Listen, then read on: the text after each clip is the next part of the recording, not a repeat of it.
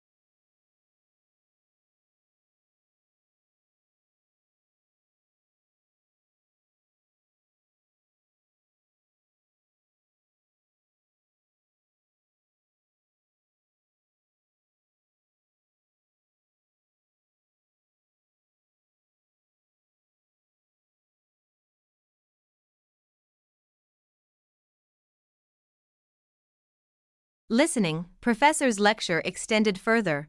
To better understand the mere exposure effect, let's consider a few real-world examples. First, think about music. Have you ever disliked a song when you first heard it but found yourself enjoying it after hearing it multiple times?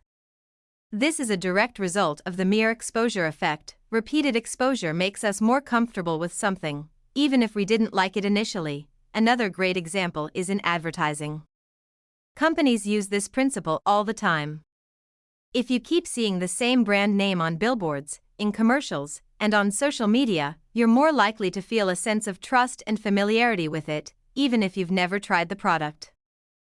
That's why brands with frequent exposure tend to dominate the market. Lastly, this effect also applies to social behavior. Studies have shown that people are more likely to form friendships or romantic relationships with individuals they see on a regular basis, such as classmates, coworkers, or even neighbors. Even if they don't talk much, just seeing someone frequently can lead to a stronger, more positive perception of them over time.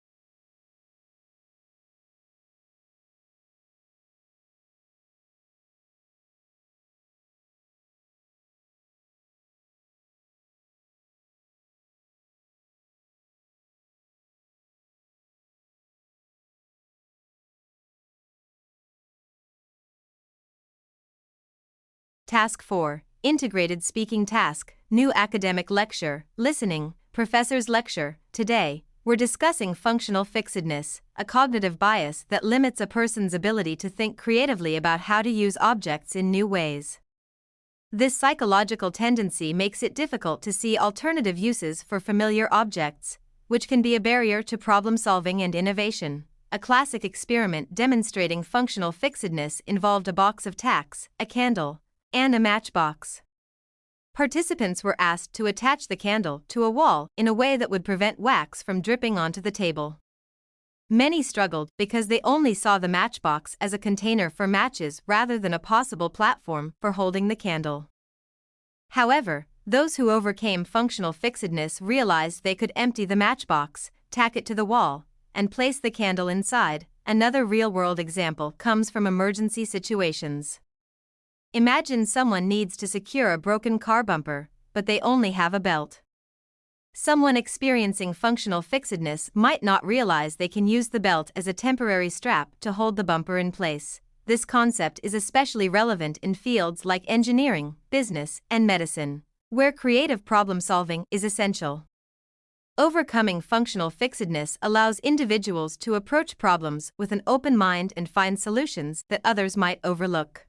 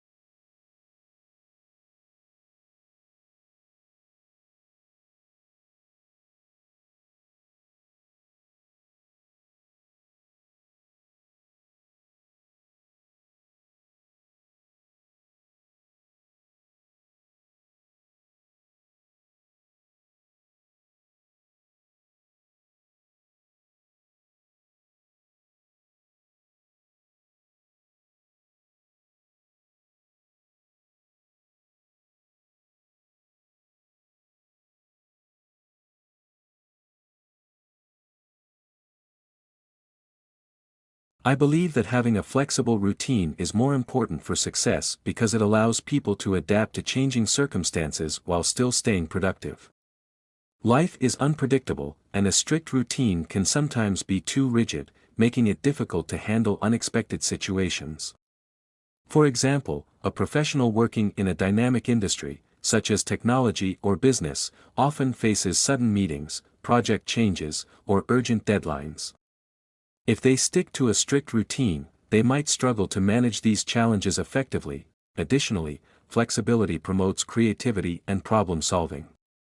Many successful individuals, including entrepreneurs and artists, do not follow a strict schedule but instead allow time for new ideas and opportunities to emerge. For instance, Steve Jobs was known for his ability to think outside the box, and part of his success came from allowing flexibility in his work routine. Furthermore, being too rigid can lead to burnout and stress. If someone forces themselves to follow a strict routine every day without any room for adjustments, they may feel overwhelmed when things do not go as planned. In contrast, a person with a more adaptable approach can maintain a better work-life balance, leading to long-term success. Overall, while having structure is helpful, I believe that flexibility is key because it enhances adaptability, encourages creativity, and prevents burnout. The conversation between the students revolves around the university's new peer tutoring program. The first student is highly supportive of the initiative, believing that it will be a great way for students to receive extra academic help from their peers in a more comfortable and relatable environment. They argue that since tutors are fellow students who have taken the same courses, they will be able to explain concepts in a way that is easier to understand. Additionally, the program is free, making it accessible to everyone. However, the second student is skeptical about the program's effectiveness. They worry that student tutors might lack the experience and expertise of professional instructors, which could lead to misinformation or ineffective teaching. They also raise concerns about scheduling issues, suggesting that it might be difficult for students to find a tutor who is available at the right time. I personally agree with the first student's perspective. Peer tutoring provides an opportunity for students to learn in a less intimidating environment, ask questions freely, and reinforce their understanding. While professional tutors have more experience, peer tutors offer unique insights because they have recently taken the same courses. As long as the university ensures proper training for tutors, I believe this program will be highly beneficial. The mere exposure effect is a psychological principle that suggests people develop a preference for things simply because they are exposed to them repeatedly. In the professor's lecture, the concept is explained through several key examples. One example is how music plays a role in this effect. Initially, a person might not like a particular song, but after hearing it multiple times, their opinion often changes, and they begin to enjoy it. This happens because repeated exposure makes the song feel more familiar and comfortable, reducing any negative reaction toward it. Another example the professor provides is advertising. Companies understand the power of repeated exposure, which is why they show their ads over and over on different platforms. The more viewers see a particular brand, the more likely they are to develop a preference for it, even if they haven't actively thought about why they like it. This is a tactic widely used in marketing, as familiarity breeds trust and comfort, making consumers more likely to choose familiar brands. The professor also discusses social relationships. When we are repeatedly exposed to the same people, whether in a class or a workplace, we tend to form stronger bonds with them. This happens because we are more comfortable with familiar faces, even if we haven't interacted much. The repeated exposure to someone creates a sense of ease and trust, which can lead to friendship or better teamwork. Functional fixedness is a cognitive bias where individuals struggle to think beyond the conventional uses of an object, limiting their ability to solve problems creatively. In the professor's lecture, she provides an example with a matchbox, which is traditionally used to hold matches. However, if someone is experiencing functional fixedness, they might not think to use the matchbox for something else, such as holding small office supplies like paper clips or acting as a stand for a small plant. This type of thinking limits creativity because the mind is fixed on the primary function of the object. The professor also mentions the example of a coin. Typically, we see coins as money. But their uses go beyond that. A coin can be used as a makeshift screwdriver for unscrewing a tight lid, as a tool for pressing a button in a machine, or even as a stand for a phone in a pinch. People who experience functional fixedness might not think of these alternative uses and, instead, only see the coin for its usual purpose. Additionally, the professor refers to the candle problem experiment to further explain functional fixedness. In this task, participants are given a candle, a box of matches, and some tacks, and asked to attach the candle to a wall so that it doesn't drip wax onto the table. Many participants struggle to come up with the solution because they view the matchbox as just a container for matches. The correct solution is to use the matchbox as a holder for the candle, which can be tacked to the wall. This problem demonstrates how functional fixedness can prevent individuals from seeing the potential of an object beyond its typical function. In summary, functional fixedness is a mental block that makes it difficult for people to see beyond the typical uses of objects. This bias limits problem-solving and innovation by confining individuals to rigid thinking patterns, preventing them from thinking outside the box.